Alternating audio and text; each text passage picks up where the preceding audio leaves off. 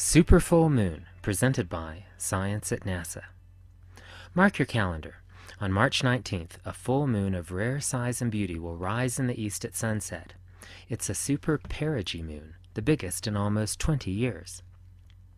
The last full moon so big and close to Earth occurred in March of 1983, says Jeff Chester of the U.S. Naval Observatory in Washington, D.C.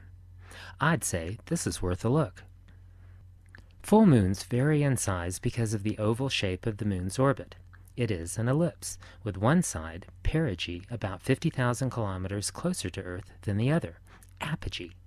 Nearby perigee moons are about 14% bigger and 30% brighter than lesser moons that occur on the apogee side of the moon's orbit.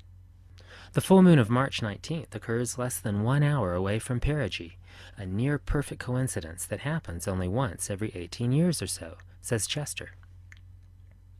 A perigee full moon brings with it extra-high perigean tides, but this is nothing to worry about. In most places, lunar gravity at perigee pulls tide waters only a few centimeters, that is an inch or so, higher than usual.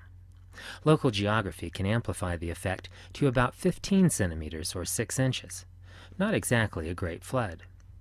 Indeed, contrary to some reports circulating the internet, perigee moons do not trigger natural disasters. The supermoon of March 1983, for instance, passed without incident, and an almost supermoon in December 2008 also proved harmless. Okay, the moon is 14% bigger than usual, but can you really tell the difference? It's tricky. There are no rulers floating in the sky to measure lunar diameters.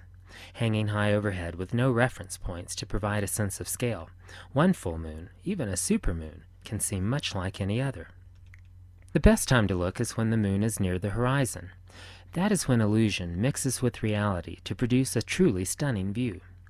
For reasons not fully understood by astronomers or psychologists, low-hanging moons look unnaturally large when they beam through trees, buildings, and other foreground objects. On March 19th, why not let the moon illusion amplify a supermoon that's extra big to begin with? The swollen orb rising in the east at sunset may seem so nearby you can almost reach out and touch it. Don't bother. Even a supermoon is still 356,000 kilometers away.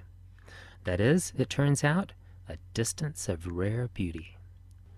For more information about moons, super and otherwise, visit science.nasa.gov.